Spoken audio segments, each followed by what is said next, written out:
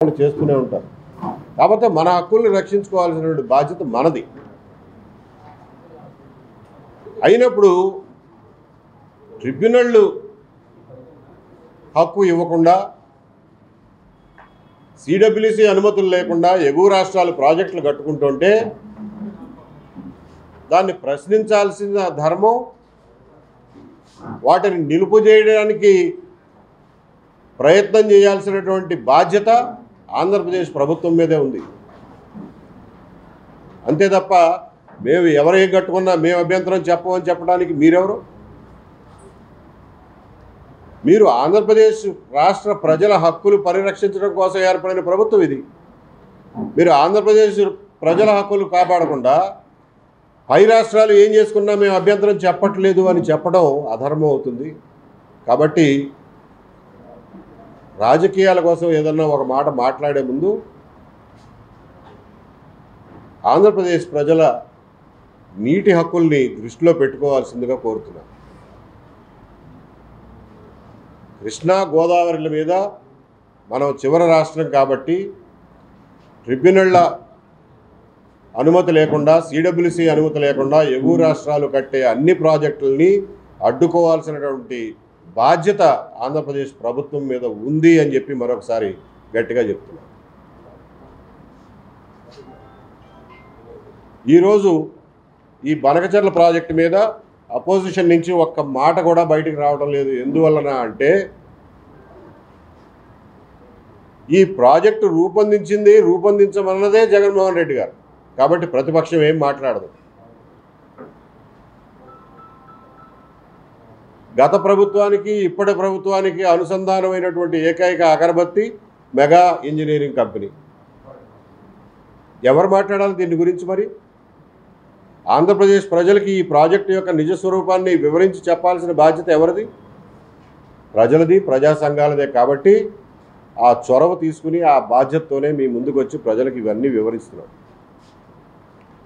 ఇంకొక విషయం నేను మనవి చేసుకోదలుచుకున్నది ఏమిటంటే, ఏ ప్రభుత్వానికైనా ప్రజలు ఇచ్చేటటువంటి అధికారం 5 సంవత్సరాలు. 5 సంవత్సరాల పాటు మేము కట్టే పన్నులకి మీరు ట్రస్టీగా వ్యవహరించండి, ఆ డబ్బు జాగ్రత్తగా ఖర్చు పెట్టండి, ప్రజోపయోగమైనటువంటి పనులు చేయండి, రాష్ట్రము ప్రజలు అభివృద్ధి చెందే దిశగా నిర్ణయాలు తీసుకోండి అని చెప్పి మనం వాళ్ళకి ఆ ట్రస్టీషిప్ అప్పచెప్తున్నాం. ఇందులో భాగంగా రోజువారీ నిర్ణయాలు, అడ్మినిస్ట్రేటివ్ డెసిషన్స్, జీవోలు ఇచ్చుకోవడం అవి మీ ఇష్టం. ఎవరిని ఏపీపీఎస్సీ మెంబర్గా వేయాలో అలాంటివన్నీ మీరు నిర్ణయాలు తీసుకోండి, ఎవరికి అభ్యంతరం లేదు. మీకు ఇచ్చిన అధికార కాలం యొక్క పరిమితి దాటి దశాబ్దాల తరబడి, తరాల తరబడి ప్రజల మీద భారం మోపబోయే ప్రాజెక్టుల విషయంలో ఏకపక్ష నిర్ణయాలు తీసుకునే నైతిక హక్కు ఏ ప్రభుత్వానికి లేదు అని చెప్పి మనవి చేస్తున్నాం. గతంలో జగన్మోహన్ రెడ్డి గారు 25 సంవత్సరాల పాటు మద్యం మీద వచ్చే డబ్బుని తాకట్టు పెట్టి అప్పు తీసుకురావడాన్ని రాష్ట్రం మొత్తం నిరసించింది.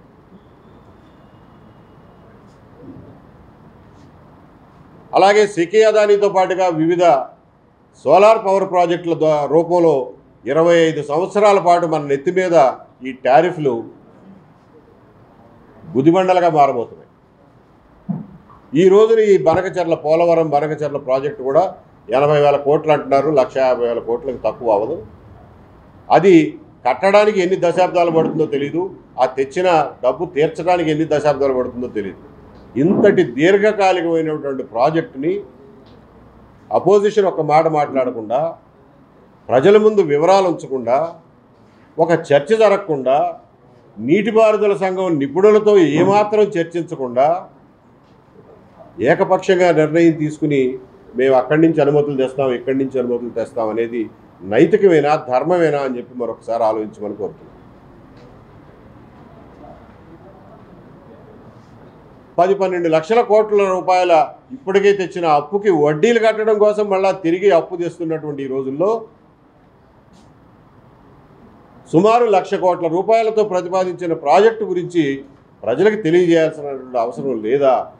ఈ భారం ఎవరు మోయాలి అని చెప్పి మళ్ళా ఇంకొకసారి ప్రశ్నిస్తున్నాం. ఎవరైనా ఏదైనా మాట్లాడితే రాయలసీమ ప్రాజెక్టును అడ్డుకుంటావా అని చెప్పి అడిగే వాళ్ళకి మేము ఇస్తున్నటువంటి సమాధానం, ఈ రోజున రాయలసీమలో 111 టీఎంసీలు వాడుకునే బనకచర్ల క్రాస్ రెగ్యులేటర్ పూర్తి స్థాయిలో నిర్మాణమై ఉంది. అంద్రీనీవా అసంపూర్తిగా ఉంది, గాలేరు నగరి అసంపూర్తిగా ఉంది, ఎక్కడా బ్రాంచ్ కెనాల్స్ తవ్వలేదు, ఫీల్డ్ కెనాల్స్ తవ్వలేదు. కృష్ణానదిలో వచ్చిన వరద నీటు 150 టీఎంసీలు తీసుకొచ్చి పోసినా కానీ రిజర్వాయర్లు నింటమే తప్ప పొలాలు తడిసే పరిస్థితి లేదు. ఎందుకంటే మీరు కాలువలు కట్టలా. ఇంకా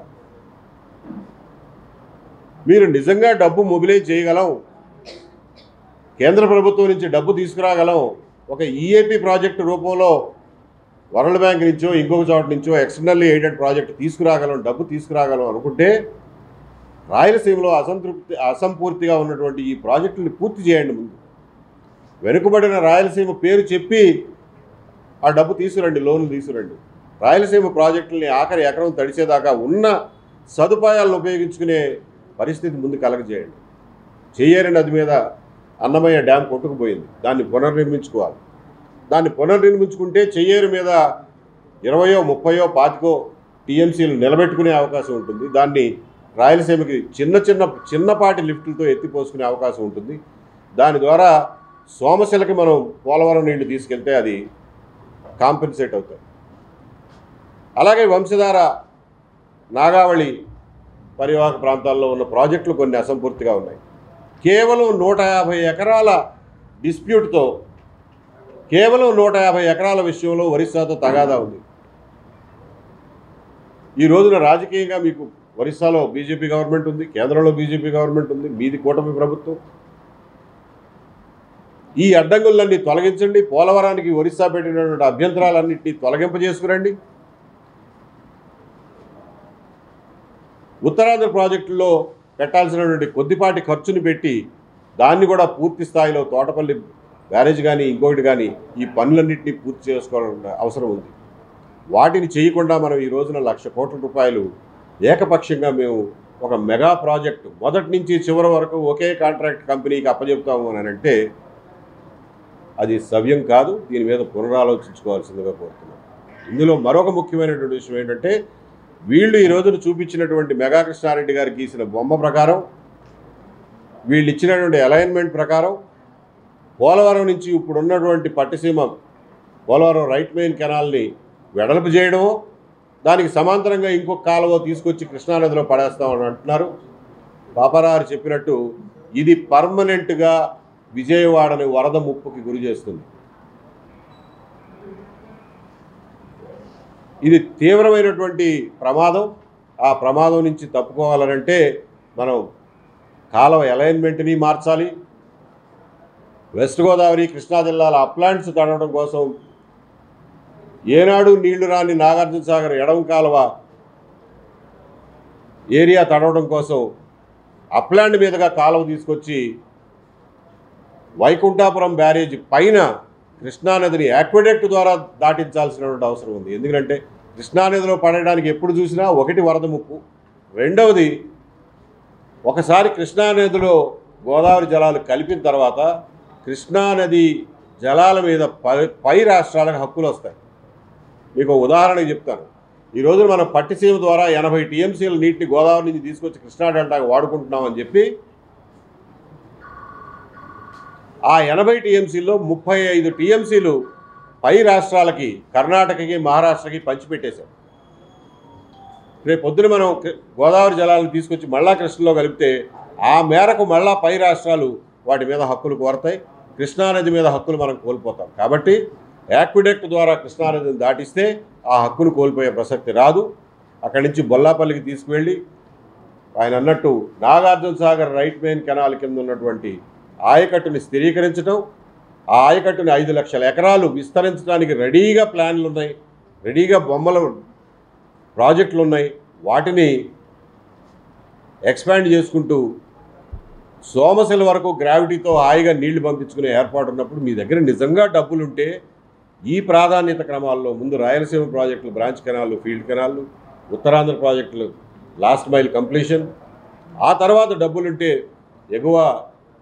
కృష్ణా వెస్ట్ గోదావరి జిల్లాల్లో ఎగువ నుంచి ఒక కాలువ తీసుకొచ్చి కృష్ణానదిని దాటించి బొల్లాపల్లిలో రిజర్వాయర్ కట్టి సోమశిలకి గ్రావిటీ ద్వారా నీళ్లు తీసుకెళ్ళడం ద్వారా కోస్తా జిల్లాలన్నిటికీ చేయగలిగినంత నీటి సదుపాయం మనం కలగజేసిన వాళ్ళం అవుతాం. కాబట్టి వ్యవసాయం వరకు ఢోకా లేకుండా ఈ 9 జిల్లాలు, అలాగే ఇక్కడ మిగిలినటువంటి జలాలన్నింటినీ, ఆర్ఎంసీలో మిగిలిన జలాలని, పట్టిసీమలో మిగిలిన జలాలని, వరద జలాలని, వీటన్నిటిని కూడా రాయలసీమకు తీసుకువెళ్ళి రాయలసీమలో ఎంత సాగునీరు భౌగోళికంగా అందించగలిగితే ఆఖరి ఎకరం వరకు సాగునీరు అందించడం కోసం ఇటువంటి డబ్బులు ఖర్చు పెట్టడం better utilization of government money అని చెప్పి మేము తీవ్రంగా భావిస్తున్నాం. దీని గురించి మేము చెప్పిందే వేదమని అని అంటారా, చర్చకి పెట్టండి.